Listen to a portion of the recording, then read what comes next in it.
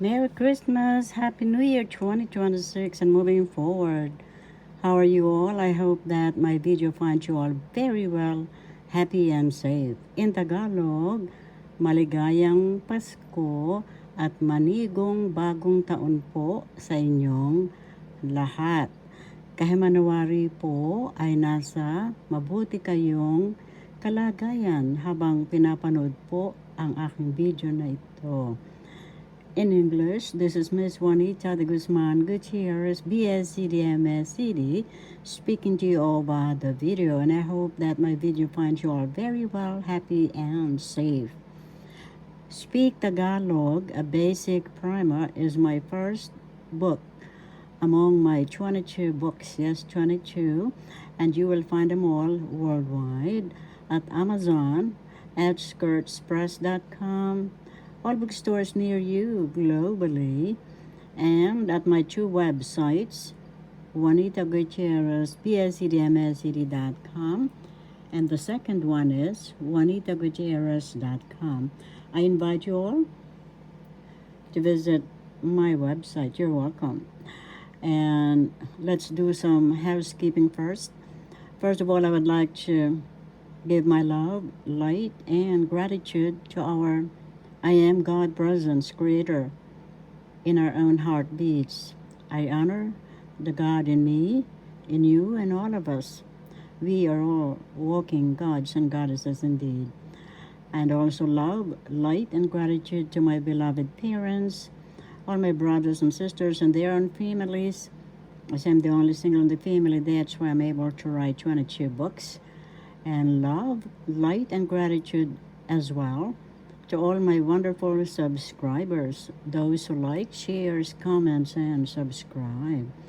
And for those who have not subscribed yet, excuse me, please subscribe so that you will be updated in all my videos. A special mention to all my wonderful subscribers, especially Sir William Charity.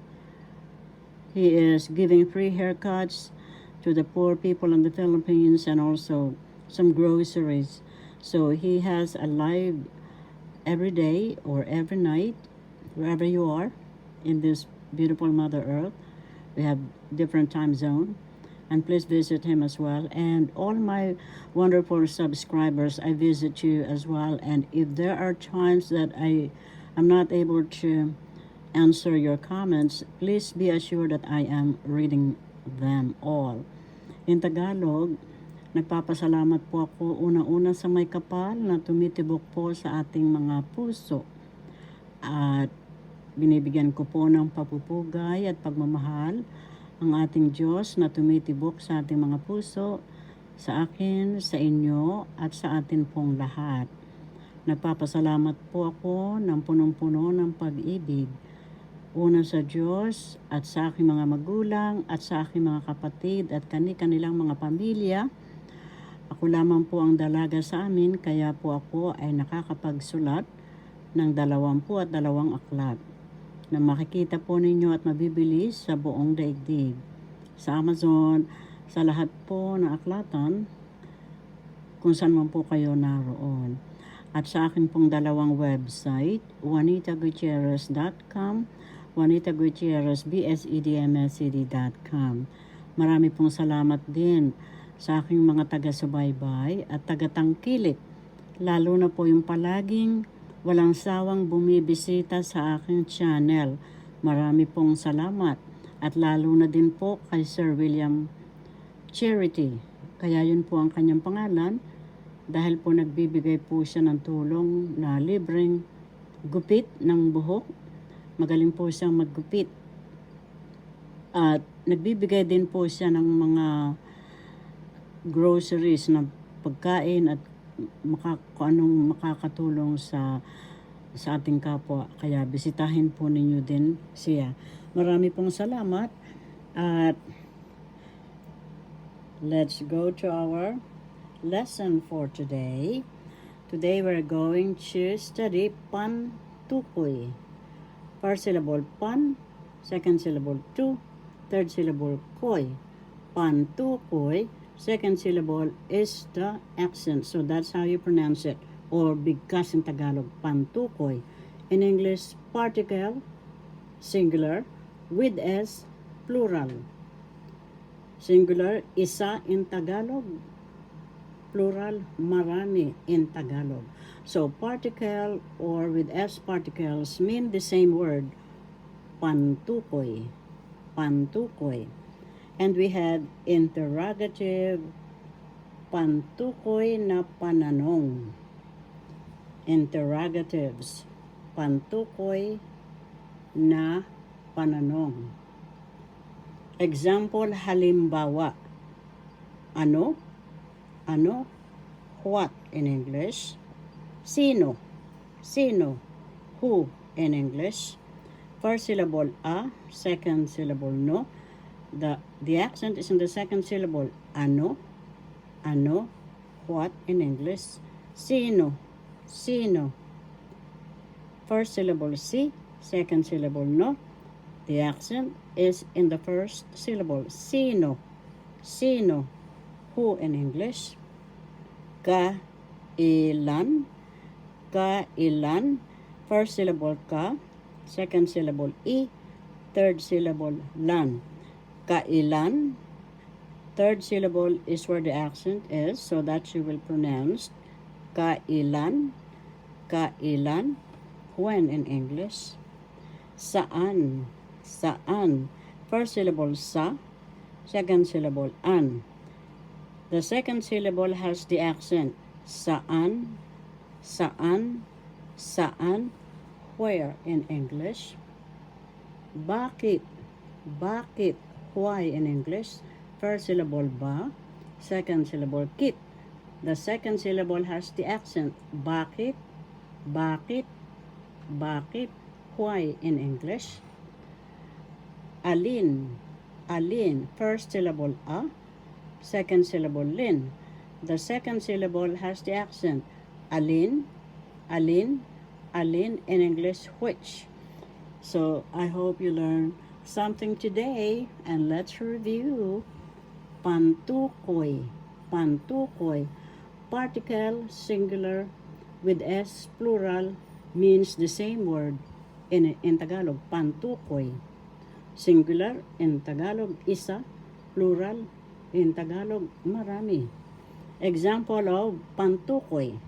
Interrogatives, pantukoy na pananong. Pananong. Pananong means interrogatives. First syllable pa, second syllable na, third syllable nong. The third syllable has the accent. Pananong. Pananong. Pananong. Interrogatives in English. Examples, halimbawa. Ano? Ano? What in English? First syllable a, second syllable no. No has the accent. Second syllable ano? What in English? Sino? Sino? Who in English? First syllable si, second syllable no. First syllable has the accent. Sino? Who in English? Sino? Who in English? Sino? Who in English? Kailan? Kailan? First syllable ka, second syllable i, third syllable lan. The third syllable has the accent. Kailan? Kailan? Kailan? When in English? Saan? Saan? Saan? First syllable sa, second syllable an. The accent is in the second syllable. Saan? Saan? Saan? Saan? Where in English? Where? Bakit? Bakit? Why in English? First syllable ba, second syllable kit. The accent is in the second syllable. Bakit? Bakit? Bakit? Why in English? Alin? Alin? First syllable a, second syllable lin. The accent is in the second syllable. Alin? Alin? Which in English? And so that's our lessons for today. I hope you learned something. And you will notice my pointer is a pen with my book Secret Miracles of Therese Juden Blaze, written by yours truly, Juanita Gutierrez, available on sale at Amazon and all bookstores. Thank you all for watching. See you all again. This is Miss Juanita de Guzman Gutierrez, the author, writer of 22 books, Speak Tagalog, a Basic Primer, written by yours truly, Miss Juanita de Guzman Gutierrez, BSED, MSED. For those of you who are asking what BSED means, that's Bachelor of Science in Education. I graduated from elementary, high school, all the way to our college graduation at the University of the East in Manila, Philippines, together with all of my brothers and sisters. And I was recommended by my professor to be the youngest college professor, university professor. And this university professor is also a teacher of my youngest sister when she was in high school and in elementary as well. MSCD, Master of Science in Education. I graduated at Fordham University here in New York City, New York, USA, where I'm a New York City school teacher for so many years. Outstanding teacher and teacher trainer. I train teachers as well here in New York City. University professor and journalism teacher and school paper advisor and more in my 22 books. The first one, Speak Tagalog, a Basic Primer. You'll find worldwide at Amazon, outskirtspress.com, and all worldwide, excuse me please, and at my two websites, Juanita Gutierrez, bsedmscd.com, juanitagutierrez.com. Thank you all for watching. See you all again. Blessings of Christ, love and light to us all. The word Christ means unconditional love. So when you love and respect yourself and each other, you are Christ. Enjoy your days always.